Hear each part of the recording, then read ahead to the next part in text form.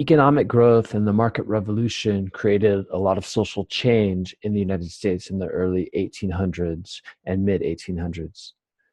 Farmers started to transition from being subsistence farmers to commercial farmers.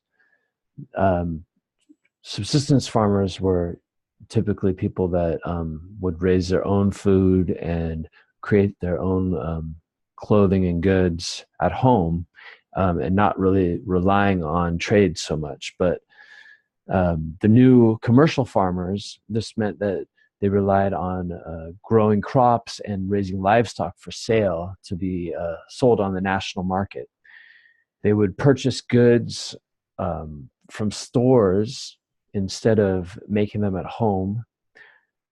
And farmers started to depend on the Eastern markets, not just to ship their goods, or I'm sorry, their crops, but to also purchase goods from the Eastern manufacturers. And they would also get loans from northern and eastern banks. Therefore, they were very vulnerable to um, things such as the demand for products nationwide, and also the interest rates.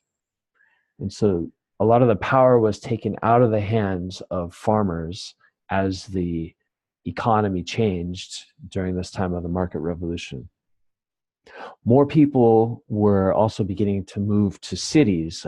Urban areas were increasing, and Western cities were becoming very important to the economy as well. Chicago became the fourth largest city by mid-century, by the 1860s, very much because of its location to the Great Lakes and to the railroad.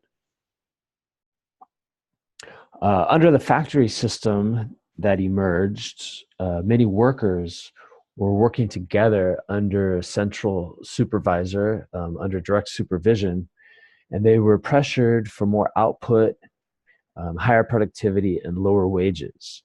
Their jobs required less skill and training, as the machinery they were using was replacing the tools.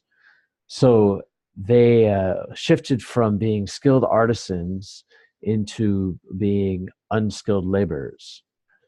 Early factories had been located closer to waterfalls and rivers for hydraulic power to get their power from the running water. But factories began to move to cities with the introduction of steam power in the 1840s, which meant the population in cities was growing significantly. Workers started to feel exploited because of their labor, and also alienated from their skill, because they had been full-on artisans that had created the product from the beginning to the end, working in small shops and controlling their hours and controlling their own way of life. Now they were very much working under the thumb of a manager or supervisor who was demanding more and more out of them, and the job required much less skill. This meant that a lot of the textile mills actually relied heavily on female and child labor as well. Owners of these textile mills would set up churches and boarding houses for young women who were leaving home for the first time. Their labor was difficult. They'd have to work long hours, 12-hour days in unhealthy, bad conditions. Women never really had control of their own wages. They would have to send them back home to their family. They would work for a few years in these textile mills, and then return home to be married. Economic growth also meant increased immigration because of the growing demands for labor. So 4 million people entered the United States from 1840 to 1860.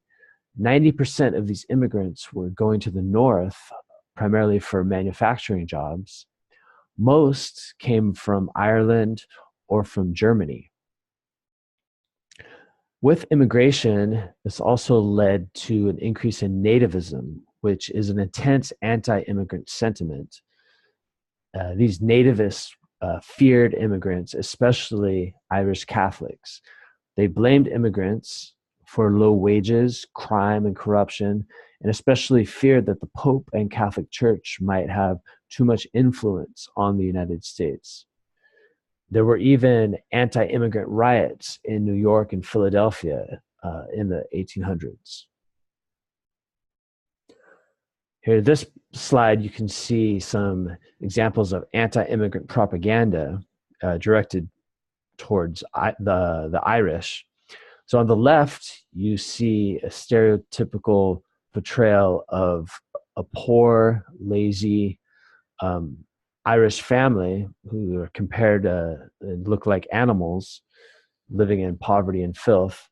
On the bottom right, you see a piece of propaganda criticizing how the United States is allowing the Pope and the Catholic Church to invade the country and to spread its message. And then, of course, the top right, you see a sign suggesting that no Irish should apply for the jobs that are available. So in this context of a growing economy and changes in the market revolution, there were lots of social changes affecting the lives of women moving into factories, many more immigrants coming, and the reaction that they received by nativists. Also, how the changing work environment from skilled labor to unskilled labor and the strict working conditions. Then you see a transition also from farmers, independent farmers who took care of themselves and their families, and then during this time period became more dependent on commercial farming and national markets.